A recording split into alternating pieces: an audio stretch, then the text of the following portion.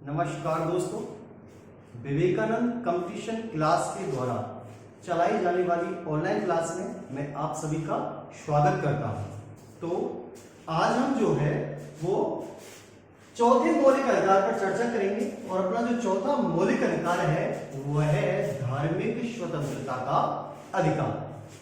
ये जो धार्मिक स्वतंत्रता का अधिकार है इसका उल्लेख अनुच्छेद 25 से 28 तक किया गया है। कुल 4 अनुच्छेद हैं। इन 4 अनुच्छेदों के अंतर्गत धार्मिक स्वतंत्रता का अधिकार जो है वह उल्लेखित किया गया है।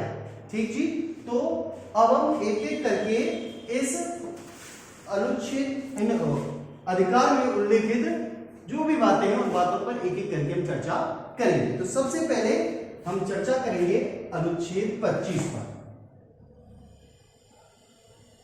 अनुच्छेद 25 अनुच्छेद 25 में क्या उल्लेखित किया गया है? अनुच्छेद 25 में है अंतःकरण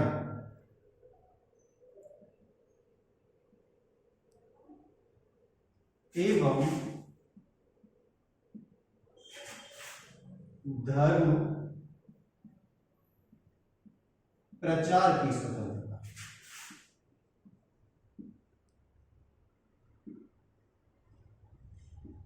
तो अनुच्छेद 25 में जो है वह है अंतःकरण एवं धर्म प्रचार की स्वतंत्रता को उल्लेखित किया गया है। ये जो अनुच्छेद 25 है इसमें कई सारी महत्वपूर्ण बातों का उल्लेख किया गया है। सबसे पहले हम 4 बातों पर यहां पर चर्चा करेंगे। तो अनुच्छेद 25 में यह उल्लेखित किया गया है कि सभी नागरिकों को अपने अपने धर्म को मानने, अपने धर्म को मानने की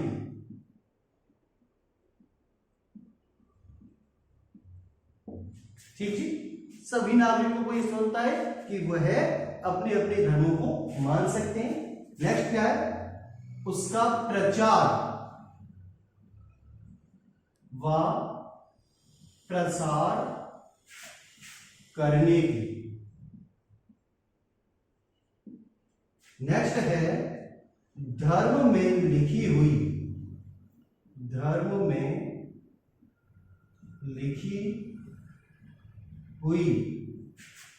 बातों के अनुरूप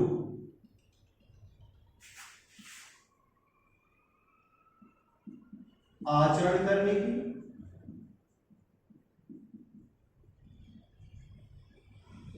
और लास्ट है अंतःकरण की स्वतंत्रता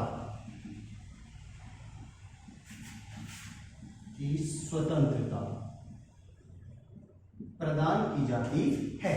तो अनुच्छेद 25 में हम 4 बातों पर सबसे पहले चर्चा करेंगे। वो कौन कौन सी है? सभी नागरिकों को अपने अपने धर्म को मानने की, उसका प्रचार व प्रसार करने की, और सबसे महत्वपूर्ण जो है वो है धर्म में लिखी हुई बातों के अनुरूप आचरण करने की एवं अंतःकरण की स्वतंत्रता प्रदान की जाती है। ठीक जी, तो सबसे पहले हम बात करें ये जो शब्द है धर्म में लिखी हुई बातों के अनुरूप आचरण करने की। जब हम स्वतंत्रता का अधिकार पढ़ रहे थे अनुच्छेद 19 जब हमने आपको पढ़ाया था तो अनुच्छेद 19 में हमने आपके लिए जो 6 प्रकार की स्वतंत्रता बताई थी उनमें से दूसरी जो स्वतंत्रता थी उसमें क्या उल्लेखित किया गया था कि सभी नागरिकों को जो है वो बिना हथियार के सभा व सम्मेलन करने की क्या थी? स्वतंत्रता थी। ठीक जी, तो वहां पर हमने कहा था बिना हथियारों के, लेकिन वहां पर यह भी चर्चा की थी कि सिख जो लोग, जो संप्रदाय के लोग जो होते हैं वो अपने साथ में कृपाण या तलवार को रख सकते हैं और वह अनुच्छेद 19 के अंतर्गत प्रदान की गई दूसरे नंबर की स्वतंत्रता का उल्लंघन नहीं है। वो यहां से कनेक्टेड था। कहां से? धर्म में लिखी हुई बातों के अनुरूप आचरण करने की, क्योंकि सिख धर्म में यह उल्लेखित किया गया है कि सिख धर्म के अनुयायी जो हैं वो अपने साथ तलवार या कृपाण को रख सकते हैं। तो यहां पर एक चीज और याद रखना, ये कई परीक्षाओं में प्रश्न पूछा भी गया है कि सिखों को कृपाण धारण करने की स्वतंत्रता किस अनुच्छेद में प्रदान की गई है। तो कौन सा अनुच्छेद है? अनुच्छेद 25 है। आधार क्या है उसका? आधार यह है कि धर्म में लिखी हुई बातों के अनुरूप आचरण करने की स्वतंत्रता। ठीक जी। तो इसी अनुच्छेद 25 के अंतर्गत जो है वो सिख संप्रदाय के लोगों को कृपाण धारण करने की स्वतंत्रता प्रदान की गई है। ठीक जी। नेक्स्ट अगली जो थी हमारी अंतःकरण की स्वतंत्रता। अंतःकरण का मतलब होता है कि जितने भी लोग हैं, सभी नागरिक जो है वह अपने भगवान या उसके प्रतिरूपों के साथ अपने ढंग से क्या बना सकते हैं? संबंध स्थापित कर सकते हैं। तो वह कहलाती है अंतःकरण की स्वतंत्रता। दोबारा से सुने, अंतःकरण का क्या मतलब होता है? अंतःकरण का मतलब होता है कि लोग भगवान या उसके प्रतिरूप के साथ अपने ढंग से संबंध स्थापित कर सकते हैं। तो वह कहलाती है अंतःकरण की स्वतंत्रता। तो हमने अभी अभी 4 बातों पर चर्चा की। अनुच्छेद 25 में क्या उल्लेखित है? सभी नागरिकों को अपने अपने धर्म को मानने की, उसका प्रचार व प्रसार करने की, धर्म में लिखी हुई बातों के अनुरूप आचरण करने की एवं अंतःकरण की स्वतंत्रता प्रदान की जाती है। साथ ही साथ यहाँ पर हमें यह भी याद रखना है कि अनुच्छेद 25 के अंतर्गत ही सिख संप्रदाय के लोगों को कृपाण धारण करने की स्वतंत्रता प्रदान की गई है। नेक्स्ट आगे हम बात करें और क्या उल्लेखित है अनुच्छेद 25 में।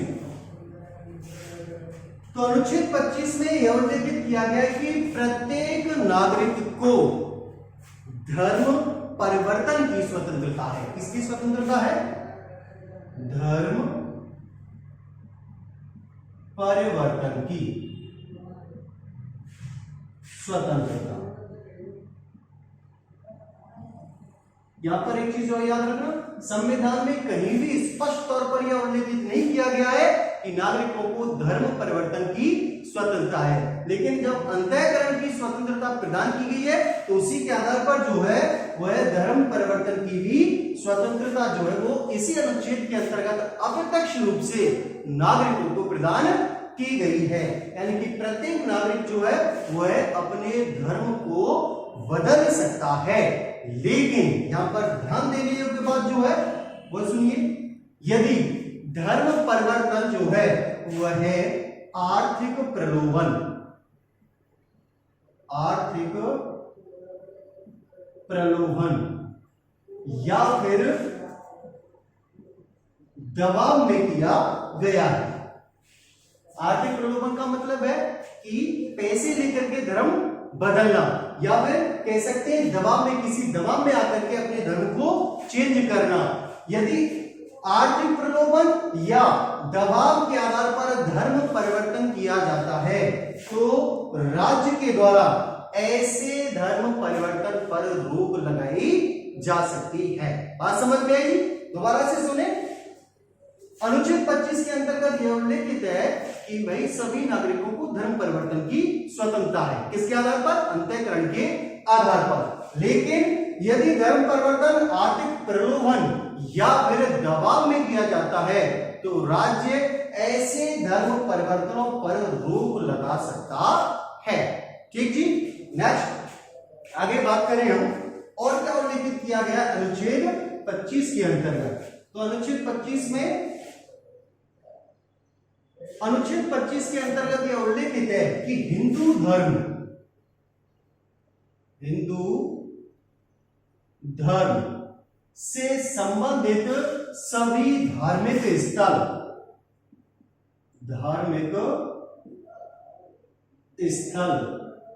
समाज के सभी वर्गों के लिए क्या रहेंगे? खुले रहेंगे। ठीक जी।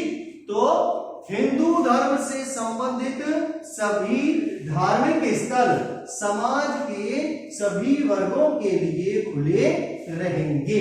ठीक जी। यहाँ पर एक चीज और याद रखना, जब हमने अनुच्छेद 15 पढ़ा था, अनुच्छेद 15 में लगभग इसी से मिलती जुलती एक शब्दावली पढ़ी थी हमने। वो शब्दावली क्या थी कि सार्वजनिक स्थल समाज के सभी वर्गों के लिए खुले रहेंगे। ये पूछा जाता है कि सार्वजनिक स्थल समाज के सभी वर्गों के लिए खुले रहेंगे, कहां पर उल्लेखित है? अनुच्छेद 15 में उल्लेखित है। और पूछा जाए कि हिंदू धर्म से संबंधित सभी धार्मिक स्थल समाज के सभी वर्गों के लिए खुले रहेंगे, कहां पर उल्लेखित किया गया है? अनुच्छेद 25 के अंतर्गत। एक चीज और ध्यान देने योग्य है, यहां हिंदू शब्द के अंतर्गत जो है वह है सिख, बौद्ध व जैन को शामिल किया गया। ठीक जी। प्रश्न आता है कि अनुच्छेद 25 के अंतर्गत हिंदू शब्द के अंतर्गत किन किन को शामिल किया गया या उल्लेखित किया गया है? तो हिंदू शब्द के अंतर्गत सिख, बौद्ध और जैन लोगों को शामिल किया गया है। ठीक जी। एक चीज और हम चर्चा करें, यहाँ पर उल्लेखित है कि हिंदू धर्म से संबंधित सभी धार्मिक स्थल समाज के सभी वर्गों के लिए खुले रहेंगे। आपने सुना भी होगा कई सारे मंदिरों के अंतर्गत जो है वो महिलाओं को प्रवेश पर रोक लगा दी गई थी। ठीक जी। तो उसके लिए न्यायालय के द्वारा जो निर्णय प्रदान किया गया था कि महिलाओं को मंदिरों में प्रवेश दिया जाएगा, उसका आधार क्या था? उसका आधार यही था, अनुच्छेद 25 में यह उल्लेखित है कि हिंदू धर्म से संबंधित सभी धार्मिक स्थल समाज के सभी वर्गों के लिए खुले रहेंगे। यहाँ मंदिरों में महिलाओं को प्रवेश दिलाने के लिए एक महिला है जिनका नाम है तृप्ति देसाई।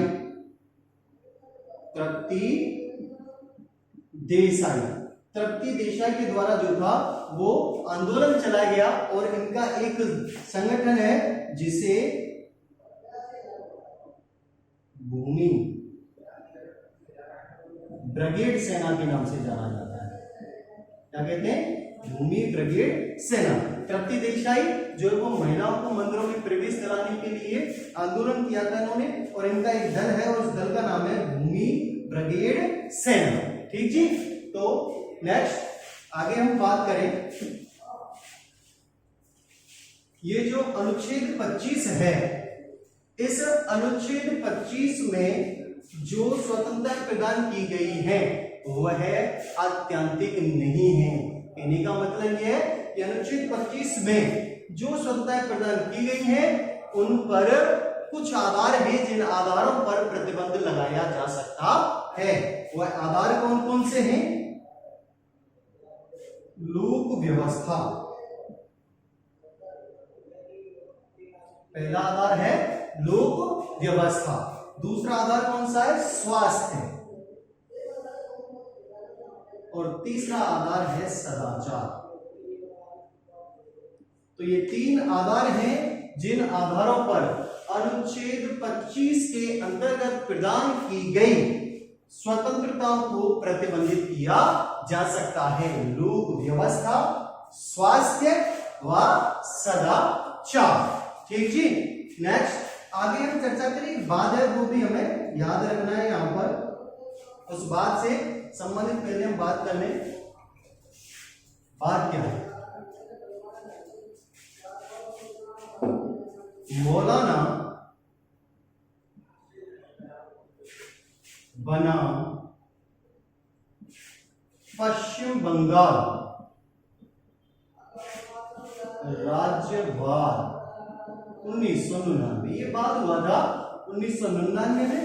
नाम था इसका मौलाना बनाम पश्चिम बंगाल राज्य वाद। इस वाद के अंतर्गत न्यायालय ने यह निर्णय दिया था कि कीर्तन व अजान, क्या क्या? कीर्तन व अजान के अंतर्गत प्रयोग किए जाने वाले लाउड स्पीकर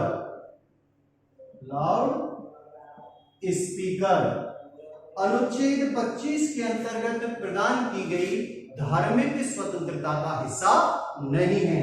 तो ये बात याद रखना कि किस वाद के अंतर्गत जो है वो अजान व कीर्तन में उपयोग किए जाने वाले लाउड स्पीकर धार्मिक स्वतंत्रता का हिस्सा नहीं माने गए। कौन सा वाद है? मौलाना बनाम पश्चिम बंगाल राज्यवाद 1999। इसके अलावा हम एक चीज पर यहां पर चर्चा कर लेते हैं। अनुच्छेद 25 में हमने बताया था शुरू में की 4 बातें जो है वो मुख्य रूप से उल्लेखित हैं, जिनमें से एक थी कि भैया धर्म में लिखी हुई बातों के अनुरूप आचरण करने की स्वतंत्रता। हमने आपको अनुच्छेद 21 पढ़ाया था। अनुच्छेद 21 में जीवन का अधिकार था और उसमें हमने ये भी बताया था कि भारतीय संविधान जो है वह जीवन का अधिकार प्रदान करता है, लेकिन इच्छा मृत्यु का अधिकार प्रदान नहीं करता। इससे संबंधित भी एक जो है मामला है वो कभी हम चर्चा कर लेते हैं। बात 2012 की थी। तो सुनिए जी, जो जैन धर्म है, जैन धर्म में एक पद्धति है जिसे हम संथारा कहते हैं। संथारा पद्धति जैनियों की पद्धति है संथारा। संथारा पद्धति में क्या होता है, ये जो जैनी लोग होते हैं जब ये बुजुर्ग अवस्था में पहुंचते हैं तो ये अपना खाना पीना सब छोड़ देते हैं और धीरे धीरे करके मृत्यु की ओर क्या होते हैं, अग्रसर होते हैं, यानी कि खाना पीना छोड़ करके अपने प्राणों को त्यागते हैं। तो वह पद्धति क्या कहलाती है, संथारा पद्धति। ठीक जी। अब सुनिए, वहां पर अनुच्छेद 21 में था कि भाई भारतीय संविधान जो है इच्छा मृत्यु का अधिकार नहीं देता, लेकिन संथारा पद्धति के माध्यम से जो है वो जैन संप्रदाय के जो लोग हैं वह क्या करते हैं, अपने प्राणों को त्यागते हैं, यानी कि इच्छा मृत्यु लेते हैं। तो इससे संबंधित राजस्थान हाईकोर्ट में ये 2012 में बात हुआ था कि जो संथारा पद्धति है यह अनुच्छेद 21 का उल्लंघन करती है। ठीक जी। और इसी के आधार पर राजस्थान हाईकोर्ट के द्वारा जैनियों में प्रचलित इस संथारा पद्धति पर क्या लगाई गई थी, रोक लगा दी गई थी। बाद में सुप्रीम कोर्ट के द्वारा जो था ये निर्णय दिया गया कि ये जो संथारा पद्धति है इसको अनुच्छेद 21 के तहत न देखा जाए, इसको अनुच्छेद 25 में उल्लेखित एक बात थी जो अभी थोड़ी देर पहले मैंने चर्चा की, वो क्या थी, धर्म में लिखी हुई बातों के अनुरूप आचरण करने की स्वतंत्रता। तो इस संथारा को अनुच्छेद 21 के अंतर्गत ना पढ़ के कहां पर पढ़ा जाए, अनुच्छेद 25 के अंतर्गत पढ़ा जाए। ठीक जी। तो सुप्रीम कोर्ट के द्वारा जो था वो इस संथारा पद्धति को मान्यता प्रदान की गई। ठीक जी। तो ये था अपना अनुच्छेद 25 अंतःकरण एवं धर्म प्रचार की स्वतंत्रता। नेक्स्ट आगे बात करें हम अनुच्छेद 26 पर। अनुच्छेद 26 अनुच्छेद 26 में है धार्मिक कार्यों के प्रबंधन की स्वतंत्रता। धार्मिक कार्यों के प्रबंधन की स्वतंत्रता। तो सुनिए जी, अनुच्छेद 26 क्या कहता है, अनुच्छेद 26 कहता है कि सभी नागरिकों को अपनी अपनी धार्मिक संस्था स्थापित करनी है, धार्मिक संस्था स्थापित करने की,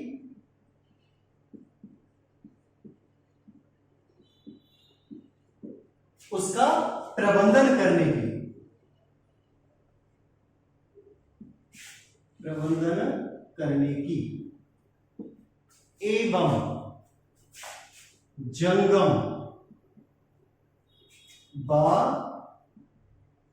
स्थावर संपत्ति को अर्जित करने की व उसका उपयोग करने की स्वतंत्रता प्रदान की जाती है। दोबारा से सुने, अनुच्छेद 26 क्या कहता है, सभी नागरिकों को अपनी अपनी धार्मिक संस्था स्थापित करने की, उसके प्रबंधन करने की, जंगम व स्थावर संपत्ति को अर्जित करने की व उसका उपयोग करने की स्वतंत्रता प्रदान की जाती है।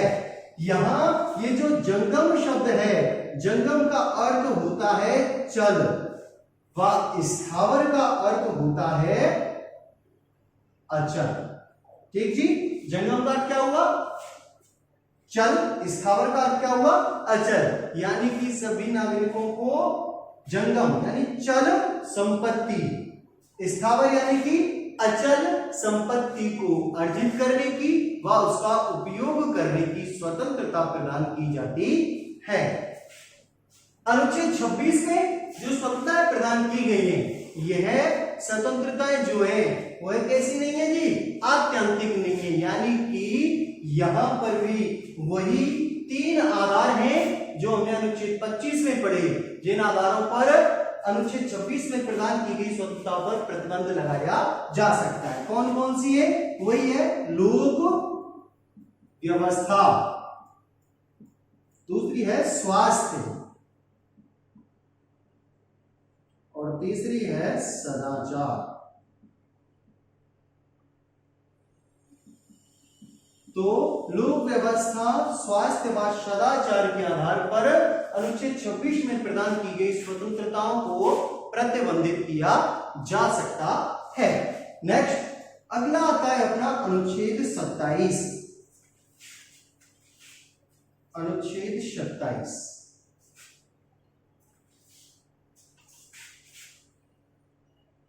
अनुच्छेद 27 में है कर संदायों से मुक्ति। कर संदायों से मुक्ति।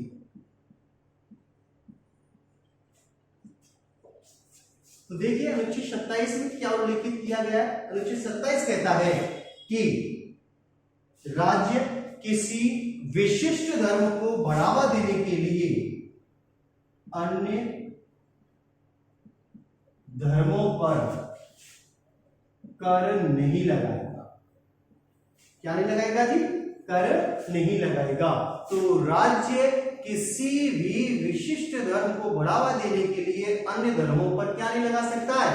कर नहीं लगा सकता। या कह सकते राज्य के द्वारा धर्मों पर किसी भी प्रकार का कोई कर नहीं लगाया जाएगा। लेकिन राज्य चाहे तो शुल्क वसूल सकता है। क्या वसूल सकता है जी? शुल्क। कर नहीं लगाएगा लेकिन राज्य के द्वारा शुल्क वसूला जा सकता है। ठीक जी। अब बात करें शुल्क का कैसे वसूलेंगे। देखिए धर्म विशिष्ट संबंधित जो भी धार्मिक क्रियाएं होती हैं, धार्मिक अनुष्ठान होते हैं, उनके आयोजन के लिए राज्य क्या वसूल सकता है? शुल्क वसूल सकता है।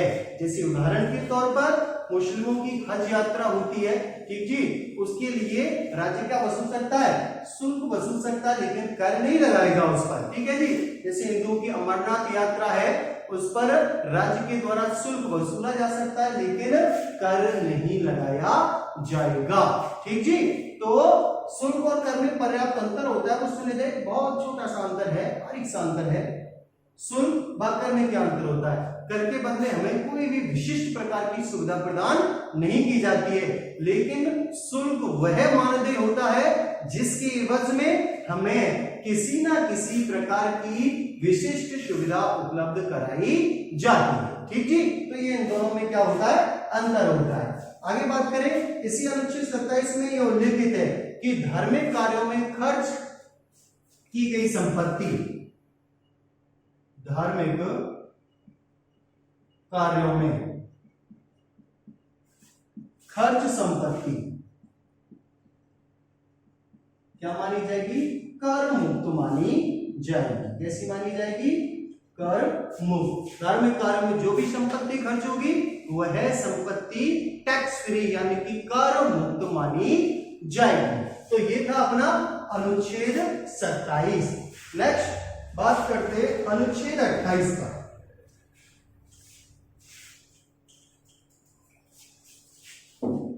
अनुच्छेद 28, अनुच्छेद 28 में है राजकीय शिक्षण संस्थानों में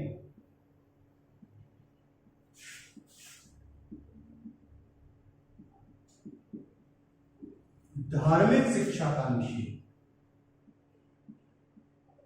धार्मिक शिक्षा का निषेध। तो सुनिए जी, अनुच्छेद 28 में क्या उल्लेखित किया गया है, एक एक करके बात करते हैं। सरकार द्वारा पूर्णतः पोषित।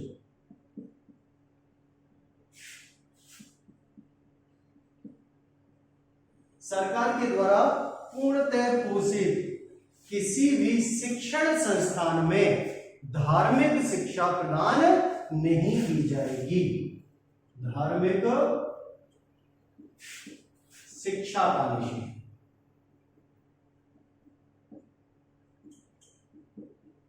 धार्मिक शिक्षा का निषेध।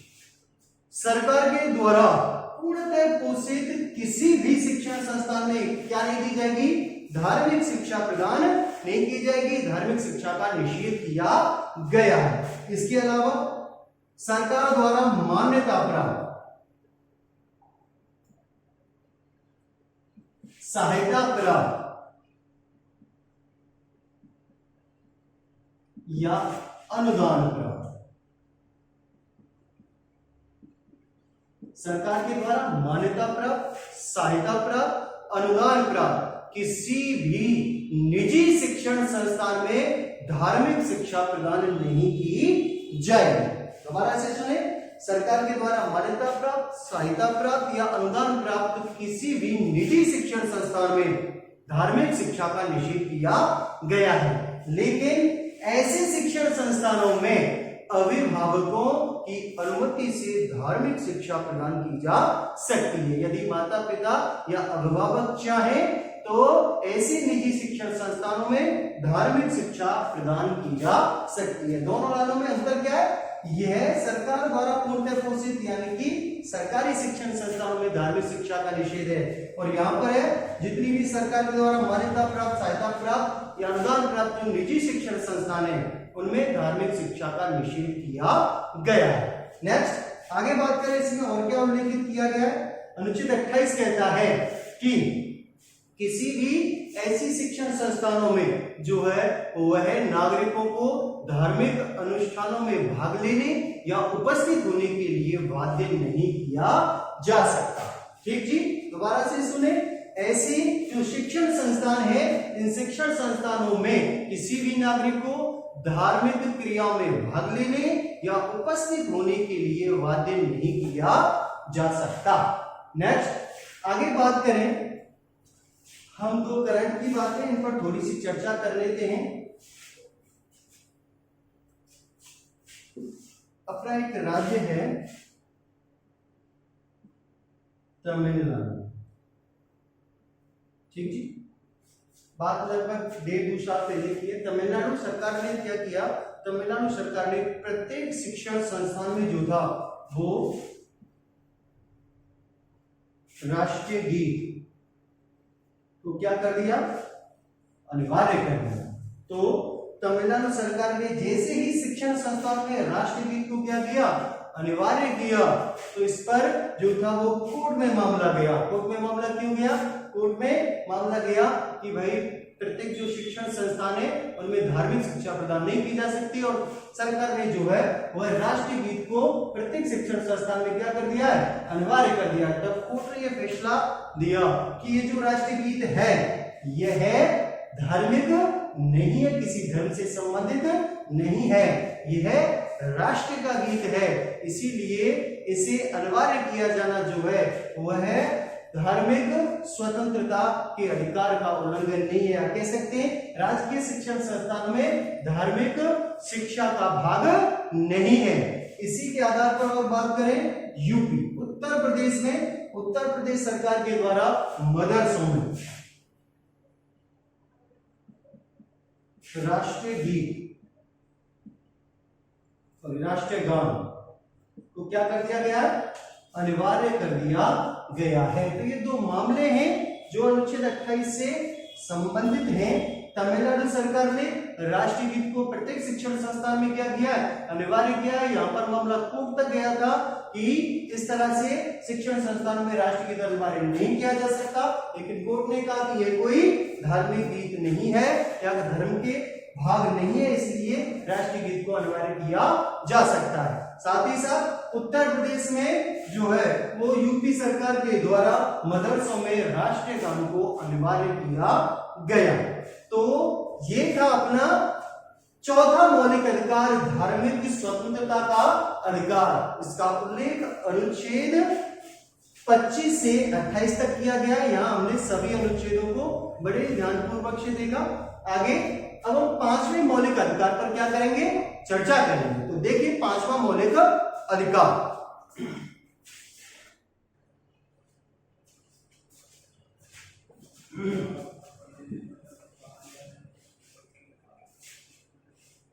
तो अपना पांचवा मौलिक अधिकार है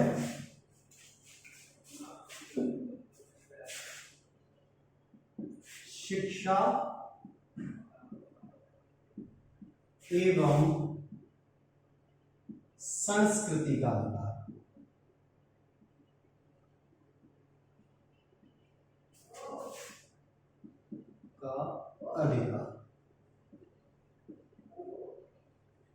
इसका उल्लेख है अनुच्छेद 29 व 30।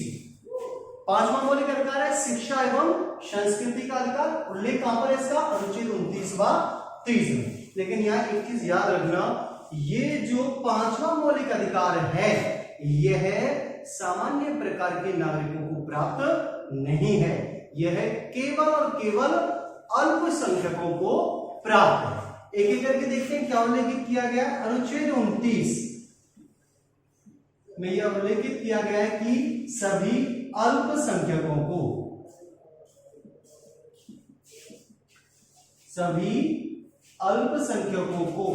अपनी भाषा, लिपि व संस्कृति को सुरक्षित रखने का अधिकार है। तो अनुच्छेद 29 कहता है कि सभी अल्पसंख्यकों को अपनी भाषा, लिपि व संस्कृति को सुरक्षित रखने का अधिकार है। यहां पर अभी तक ये प्रश्न आया नहीं, बाई चांस आता है तो एक चीज याद रखना, प्रश्न आए कि अनुच्छेद 29 के अंतर्गत अल्पसंख्यकों को निम्नलिखित में से क्या सुरक्षित रखने का अधिकार प्रदान नहीं किया गया है। ऑप्शन में दे दे वो भाषा, लिपि, सभ्यता और चौथा ऑप्शन दे वो संस्कृति। तो आंसर क्या होगा इसका, सभ्यता। अनुच्छेद 29 में सभ्यता को सुरक्षित रखने का अधिकार है। ये तीन चीजें हैं, कौन कौन सी, भाषा, लिपि व संस्कृति को सुरक्षित रखने का अधिकार। नेक्स्ट आगे बात करें, ये जो अल्पसंख्यक है, इन अल्पसंख्यकों को संविधान के अंतर्गत कहीं भी परिभाषित नहीं किया गया है कि अल्पसंख्यक की क्या परिभाषा होगी, इसका उल्लेख संविधान के अंतर्गत कहीं भी नहीं है। लेकिन अल्पसंख्यकों के लिए जो आधार माने गए वो आधार क्या है, धर्म। अल्पसंख्यकों के लिए क्या आधार माना गया है, धर्म। दूसरा क्या है, भाषा। तो अल्पसंख्यकों के लिए या अल्पसंख्यकों की पहचान के लिए दो आधार माने गए, धर्म व भाषा। ठीक है, न्यायालय ने इसका एक क्राइटेरिया फिक्स किया है और वो न्यायालय ने निर्णय दिया कि यदि देश की जनसंख्या में किसी भी धर्म संप्रदाय के लोगों की जनसंख्या का प्रतिशत जो है वह 50% से कम है तो उस संप्रदाय को अल्पसंख्यक संप्रदाय माना जाएगा। दोबारा से सुने, यदि देश की जनसंख्या में किसी भी संप्रदाय की जनसंख्या कुल जनसंख्या का 50% से कम है तो वह धर्म संप्रदाय अल्पसंख्यक माना जाएगा। इस आधार पर जो है वह संविधान के अंतर्गत 6 संप्रदाय ऐसे हैं जिनको अल्पसंख्यक माना गया है। कौन कौन से हैं कुछ संप्रदाय? पहला है मुस्लिम, दूसरा है सिख, तीसरा है ईसाई, चौथा है बौद्ध, पांचवा है पारसी और और छठवां है जैन। तो ये 6 संप्रदाय हैं जिनको संविधान के अंतर्गत अल्पसंख्यक का दर्जा दिया गया है। मुस्लिम, सिख, ईसाई, बौद्ध, पारसी और जैन। जो सबसे नवीनतम संप्रदाय है जिसको अल्पसंख्यक का दर्जा दिया गया है वो कौन सा है? जैन है। ठीक जी, जैन संप्रदाय एक ऐसा संप्रदाय है जिसे मनमोहन सिंह की सरकार के द्वारा जो था वो है अल्पसंख्यक का दर्जा प्रदान किया गया। तो ये था अपना अनुच्छेद 29। नेक्स्ट आगे बात करते हैं अनुच्छेद 30 पर। अनुच्छेद 30 में क्या उल्लेखित किया गया? अनुच्छेद 30 में उल्लेखित किया गया है कि सभी अल्पसंख्यकों को अपनी धार्मिक शिक्षण संस्थान जो है शिक्षण संस्थान, सभी अल्पसंख्यकों को अपनी शिक्षण संस्थान स्थापित करने, उनका प्रबंधन करने की स्वतंत्रता प्रदान की गई है। सभी अल्पसंख्यक अपनी अपनी पसंद की शिक्षण संस्थान स्थापित कर सकते हैं, उनका प्रबंधन कर सकते हैं, लेकिन ऐसे शिक्षण संस्थानों में किसी भी नागरिक को शिक्षा ग्रहण करने के लिए बाध्य नहीं किया जा सकता। दोबारा से सुने, अनुच्छेद 30 का कहता है सभी अल्पसंख्यकों को अपनी अपनी पसंद की शिक्षण संस्थान स्थापित करने, उनका प्रबंधन करने की स्वतंत्रता प्रदान की गई है, लेकिन इन शिक्षण संस्थानों में किसी भी नागरिक को शिक्षा ग्रहण करने के लिए बाध्य नहीं किया जा सकता। ठीक जी, तो ये था अपना 5वां मौलिक अधिकार, शिक्षा एवं संस्कृति का अधिकार, जिसका उल्लेख था अनुच्छेद 29/30 में। और यह अधिकार केवल और केवल अल्पसंख्यकों को ही प्राप्त है। ठीक जी, तो इसी के साथ जो है वो है आज की क्लास हमारी समाप्त होती है। अपनी मौलिक अधिकारों में एक अंतिम क्लास होती है जिसमें हम अंतिम मौलिक अधिकार जो है 6वां मौलिक अधिकार उस पर चर्चा करेंगे।